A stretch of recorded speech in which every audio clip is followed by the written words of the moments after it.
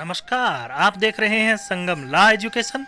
मैं सैनी संगम आपका हमारे चैनल पे स्वागत करता हूं। दोस्तों, आज हम फिर हाजिर हैं लेकर के राजस्थान पुलिस कांस्टेबल भर्ती परीक्षा से संबंधित पार्ट सी यानी महिलाओं एवं बच्चों के प्रति अपराध व कानून की क्लास नंबर 9। आपने पहले की क्लासें यानी 1 से 8 तक क्लास अभी तक आपने नहीं ली हैं तो इस वीडियो की डिस्क्रिप्शन में लिंक दी गई है। उन लिंक पे क्लिक करके आप क्लास वाइज क्लास ले सकते हैं। और अभी तक आपने हमारा ये चैनल सब्सक्राइब नहीं किया है तो इस चैनल को सब्सक्राइब जरूर करना, शेयर करना।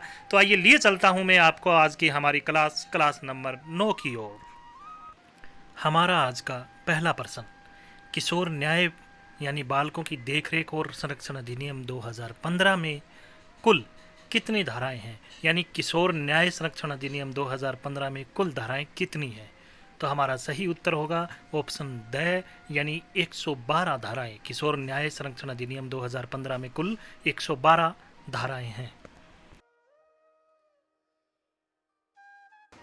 हमारा अगला प्रश्न, जघन्य अपराध के अंतर्गत कौन से अपराध आते हैं जिनके लिए भारतीय दंड संहिता या तत्समय प्रवृत्ति की किसी विधि के अधीन न्यूनतम कितने वर्ष या उससे अधिक का कारावास हो सकता है?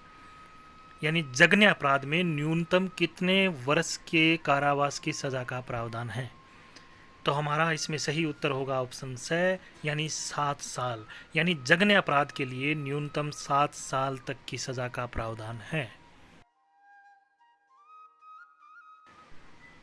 अगला प्रश्न, जनगणना 2011 के अनुसार बाल मजदूरी यानी बाल श्रम देश में कौन सा स्थान है? बाल श्रम का अपने देश में कौन सा स्थान है?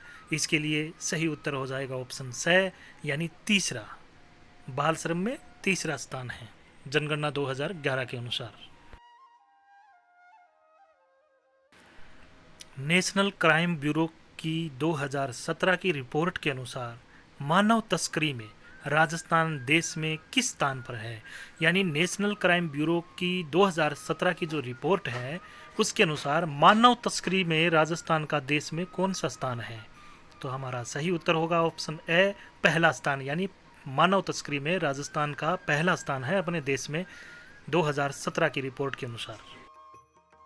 हमारा अगला प्रश्न, निःशुल्क एवं अनिवार्य प्राथमिक शिक्षा को मौलिक अधिकार बनाने वाला संविधान संशोधन अधिनियम कौन सा है? यानी जो निःशुल्क एवं अनिवार्य प्राथमिक शिक्षा है उसको मौलिक अधिकार बनाने वाला संविधान संशोधन कौन सा है? यानी कौन से संविधान संशोधन के आधार पे या कौन से संविधान संशोधन के तहत निःशुल्क एवं अनिवार्य प्राथमिक शिक्षा को मौलिक अधिकार बनाया गया? तो सही उत्तर होगा ऑप्शन स यानी 86वां संविधान संशोधन। हमारा अगला प्रश्न, राजस्थान में सुकन्या समृद्धि योजना कब प्रारंभ की गई? सुकन्या समृद्धि जो योजना थी वो कब प्रारंभ की गई राजस्थान में? तो सही उत्तर होगा 4 फरवरी 2015 यानी ब ऑप्शन जो है वो बिल्कुल सही हो जाएगा। हमारा अगला प्रश्न, राज्य महिला आयोग की स्थापना कब की गई? राज्य महिला आयोग की स्थापना कब की गई? तो हमारा सही उत्तर होगा ऑप्शन स यानी 1999 में राज्य महिला आयोग की स्थापना की गई थी। राष्ट्रीय अपराध रिकॉर्ड ब्यूरो किसके अधीन कार्य करता है? जो राष्ट्रीय अपराध रिकॉर्ड ब्यूरो जो है वो किसके अधीन कार्य करता है? गृह मंत्रालय के या राष्ट्रीय महिला आयोग के या राष्ट्रपति के या फिर राज्य महिला आयोग के अधीन कार्य करता है? तो सही उत्तर होगा ऑप्शन ए यानी गृह मंत्रालय के अधीन कार्य करता है। हमारा अगला प्रश्न, असंगत कथन का चयन कीजिए। यानी ये 4 ऑप्शन दिए गए हैं, इनमें से जो असंगत है उसका चयन करना है। पहला ऑप्शन है शारदा एक्ट 1929 में, हिंदू विवाह अधिनियम 1955 में बना, हिंदू उत्तराधिकार अधिनियम 1961 में बना, विधवा पुनः विवाह अधिनियम 1886 में बना। तो पहला यानी शारदा एक्ट 1929 में बना सही है, हिंदू विवाह अधिनियम 1955 में बना ये भी सही है, लेकिन हिंदू उत्तराधिकार अधिनियम 1961 में बना ये गलत है। तो असंगत तथ्य हो गया सी।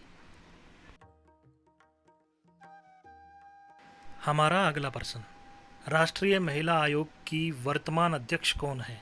वर्तमान समय में राष्ट्रीय महिला आयोग की अध्यक्ष कौन है? तो हमारा सही उत्तर होगा ऑप्शन बी, यानी रेखा शर्मा। रेखा शर्मा राष्ट्रीय महिला आयोग की वर्तमान अध्यक्ष हैं। हमारा अगला प्रश्न, असंगत कथन का चयन कीजिए। 4 कथनों में से असंगत का चयन करना है। घरेलू हिंसा से महिलाओं का संरक्षण अधिनियम 2005 में पारित हुआ, बिल्कुल सही है। मातृत्व लाभ अधिनियम 1961, ये भी सही है। दहेज प्रतिषेध अधिनियम 1971, ये सही नहीं है। जबकि ऑप्शन डी अनैतिक देह व्यापार अधिनियम, ये भी सही है, 1956 का है। हमारा ऑप्शन सी इसमें सही उत्तर होगा, यानी असंगत जो तथ्य है वो है दहेज प्रतिषेध अधिनियम 1971, तो ऑप्शन सी सही होगा। हमारा अगला प्रश्न, राज्य महिला आयोग के अध्यक्ष पद पर किसने कार्य नहीं किया? यानी इसके अंदर 4 ऑप्शन में 4 अध्यक्षों का नाम दिया हुआ है, उसमें से वो नाम देखना है जिसने राज्य महिला आयोग के अध्यक्ष पद पर कार्य नहीं किया। तो सही उत्तर उसमें होगा बी, यानी रेखा शर्मा है। इसने राज्य महिला आयोग के अध्यक्ष पद पर कार्य नहीं किया। ये वर्तमान में राष्ट्रीय महिला आयोग की अध्यक्ष हैं। हमारा अगला प्रश्न, राष्ट्रीय अपराध रिकॉर्ड ब्यूरो के वर्तमान निर्देशक कौन हैं? जो राष्ट्रीय अपराध रिकॉर्ड ब्यूरो जो है उसके वर्तमान निर्देशक कौन हैं? तो इसका सही उत्तर होगा ऑप्शन ए, यानी रामफल पंवार जो हैं वो वर्तमान समय में राष्ट्रीय अपराध रिकॉर्ड ब्यूरो के वर्तमान निदेशक हैं। तो हमारा सही उत्तर हो जाएगा ऑप्शन ए, यानी रामफल पंवार। असंगत कथन का चयन कीजिए। ये 4 कथन दिए गए हैं, इनमें से जो असंगत हैं उसका हमें चयन करना है। पहला कथन है महिला सशक्तिकरण वर्ष 2001, महिला सुरक्षा वर्ष 2017, महिला दिवस 8 मार्च को और बालिका दिवस 24 जनवरी। तो बालिका दिवस भी सही है, महिला दिवस भी सही है, महिला सशक्तिकरण वर्ष 2001 ये भी सही है।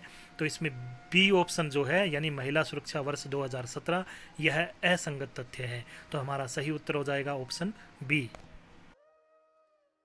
हमारा अगला प्रश्न, मातृत्व अवकाश को 12 सप्ताह से बढ़ाकर कितने सप्ताह कर दिया गया है?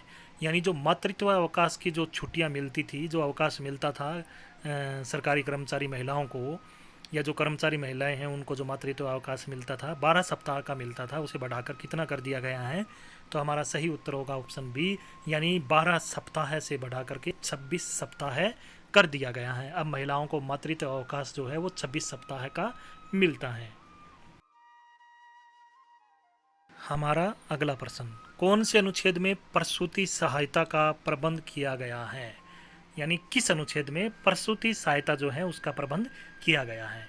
तो सही उत्तर होगा ऑप्शन बी, अनुच्छेद 42 के अंदर प्रसूति सहायता का प्रबंध किया गया है। तो उत्तर ऑप्शन बी सही हो जाएगा।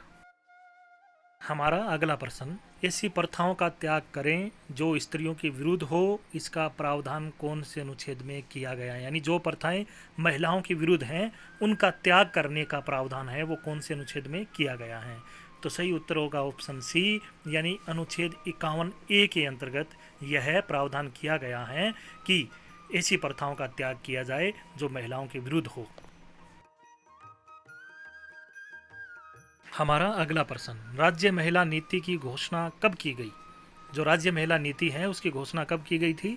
तो हमारा सही उत्तर होगा ऑप्शन ए, 8 मार्च 2000 को राज्य महिला नीति की घोषणा की गई थी।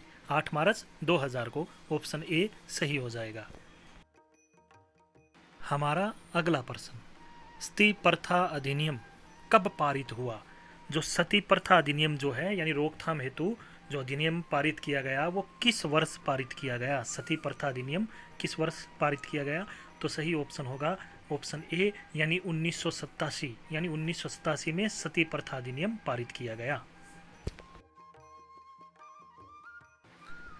हमारा आज का आखिरी प्रश्न, पोक्सो अधिनियम निम्न में से किस प्रकरण से संबंधित बना? यानी ऐसा कौन सा प्रकरण था जिसके संबंध से या फिर जिसकी वजह से पोक्सो अधिनियम बनाया गया? तो इसका सही उत्तर होगा ऑप्शन बी, निर्भया कांड। यानी जो निर्भया कांड जो 2012 के लगभग हुआ था तो उस वक्त पोक्सो अधिनियम बना था। तो सही उत्तर हो जाएगा ऑप्शन बी, निर्भया कांड के संबंधित पोक्सो अधिनियम बना था। निर्भया कांड जो प्रकरण हुआ था उससे संबंधित पोक्सो अधिनियम बनाया गया था। जी हाँ दोस्तों, ये थी हमारी आज की क्लास नंबर 9। आपको ये क्लास कैसी लगी इसके बारे में हमें ज़रूर अवगत कराना, कमेंट बॉक्स में कमेंट करके हमें ज़रूर बताना। और हमारे साथ जुड़े रहने के लिए आपका बहुत बहुत धन्यवाद। हमारे इस वीडियो को अधिक से अधिक शेयर करना और जुड़े रहिए हमारे साथ। नई अपडेट, नई क्लासें, और अब तो हमने राजस्थान जीके से संबंधित भी क्लासें इस चैनल पे उपलब्ध करवाना शुरू कर दी हैं। तो हमारे साथ जुड़े रहना। और अब दीजिए अपने साथी सैनी संगम को इजाज़त। नमस्कार।